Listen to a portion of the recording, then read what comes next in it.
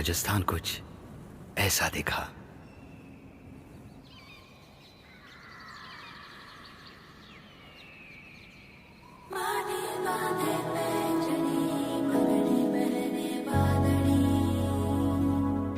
Hello guys, welcome back to the channel and स्वागत है आपका मेरा नए से ब्लॉग में। कैसे हो? तो गाइज आज का जो ब्लॉग होने वाला है वो होने वाला है हैंगिंग ब्रिज से होते हुए गराड़े महादेव के दर्शन करने के लिए। हम जाने वाले हैं कोटा से हुए कोटा चित्तौड़ मार्ग पर NH 76 पर, जो कि खड़गपुर से हमें लेफ़्ट साइड में एक गराड़े महादेव का साइन बोर्ड लगा होता है, वहाँ से हमें गराड़े महादेव के लिए जाना होगा, जो कि वहाँ से 5 किलोमीटर के लिए। तो देरी किस बात की, पहले चलते हैं हैंगिंग ब्रिज पे होते हुए, आपको हैंगिंग ब्रिज पर भी रुककर हैंगिंग ब्रिज का भी दीदार करवाते हैं। तो चलिए।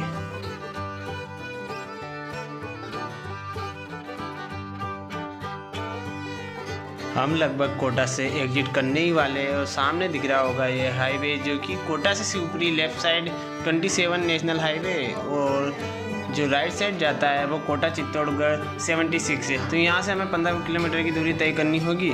उसके बाद ही हमें वहाँ से 5 किलोमीटर के लिए लेफ़्ट लेना होगा, जो कि आपको वीडियो में आगे साइन बोर्ड बता दिया। तो वहाँ से हम सीधा पहुँच जाएंगे गराड़िया महादेव के लिए।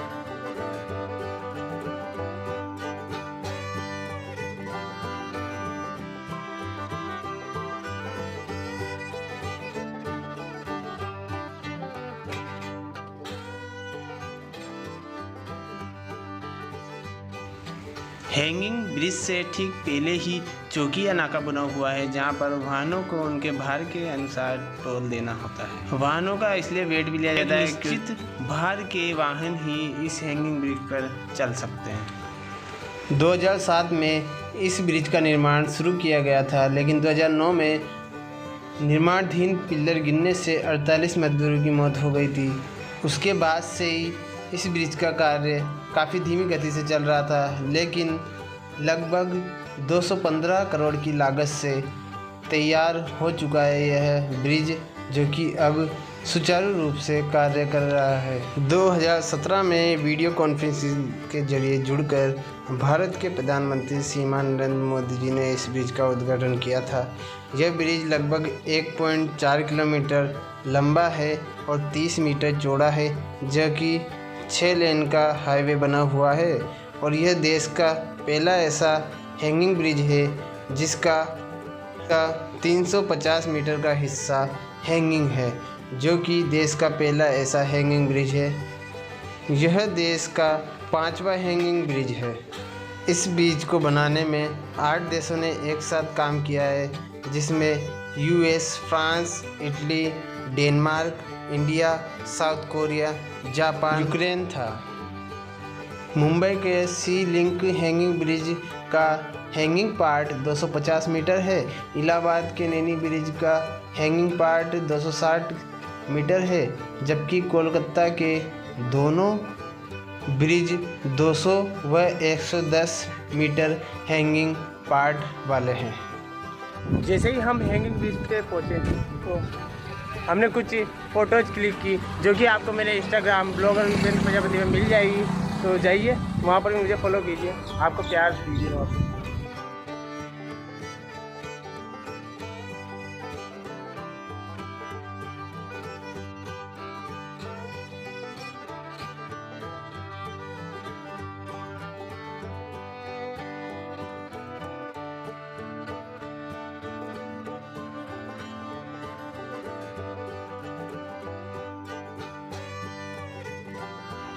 हमने से हाईवे से टर्न ले लिया है और यहाँ से लगभग 5 किलोमीटर की दूरी है गराड़े महादेव के लिए। और यहाँ से कुछ रोड अच्छा है और आगे आने वाला कुछ रोड देखिए आप किस प्रकार से सड़कें टूटी हुई है।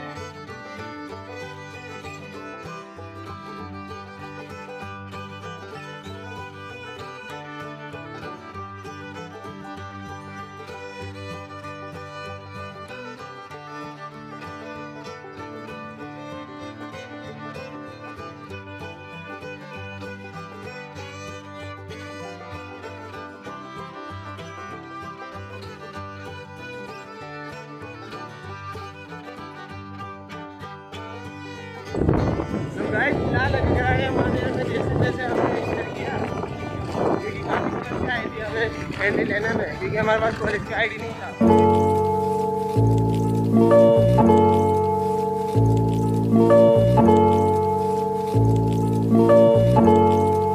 Ryan Litzel.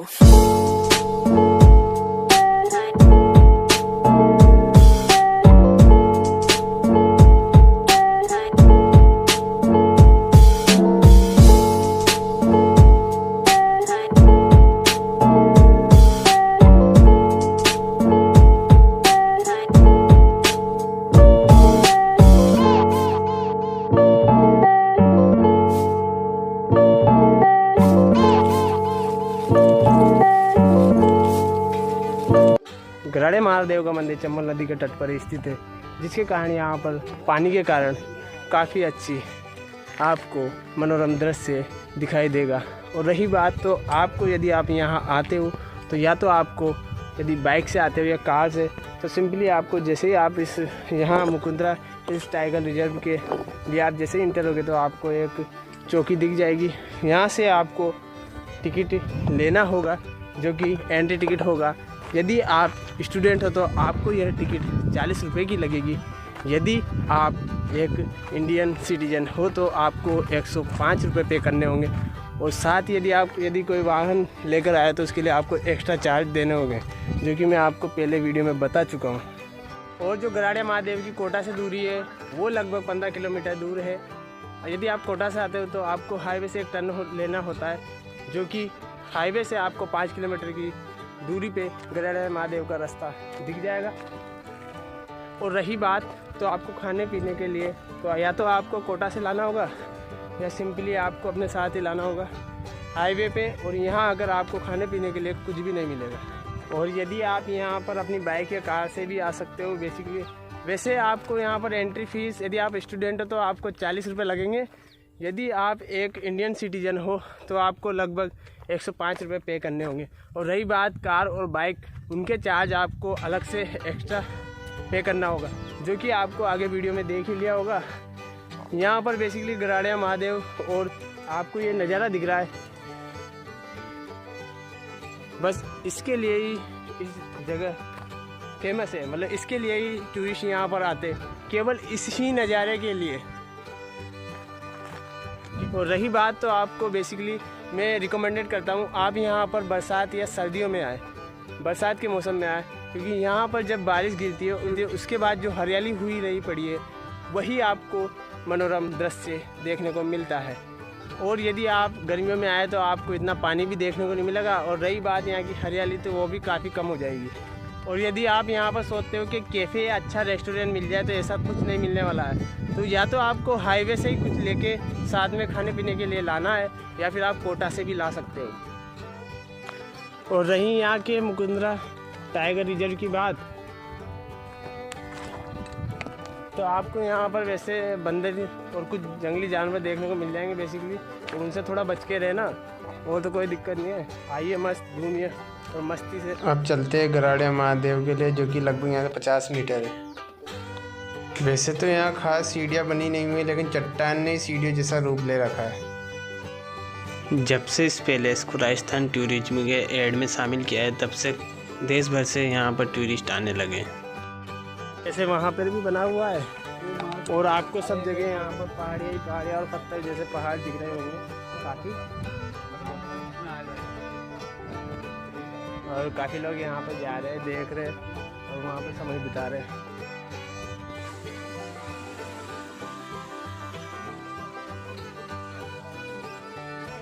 गाइड कुछ सीढ़ियाँ उतर के नीचे आने पर ही हमें यहाँ पर मिलता है गराड़े महादेव का यह रास्ता, जहाँ पर कुछ ही 20 सीढ़ियाँ होगी लगभग। यहाँ से नीचे उतर के जाना होता है गराड़े महादेव का, और जो कि अभी मैं बता रहा हूँ आपको। और ये सामने ये रहा आपको राजस्थान की टूरिज्म सिटी में दिखने वाला यह टूरिस्ट पैलेस, जो कि गराड़े महादेव के नाम से जाना जाता है। और फिलहाल देखिए जस्ट यहीं से सीधे उतरते ही तो आप हो जाओगे गराड़े महादेव।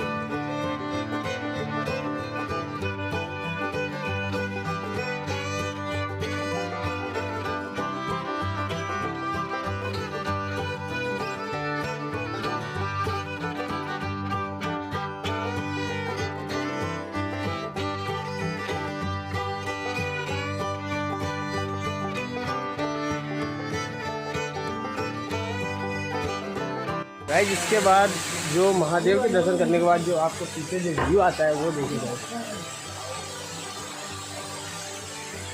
बस इसको देखने के लिए ही लोग यहाँ पर आते हैं।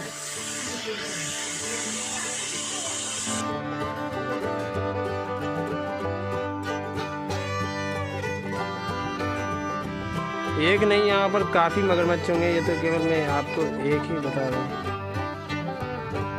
जो कि तैर के जा रहा है। मैं जूम भी करता हूँ तो देखिए आप अंदाज़ा लगा सकते हैं इसकी साइज को।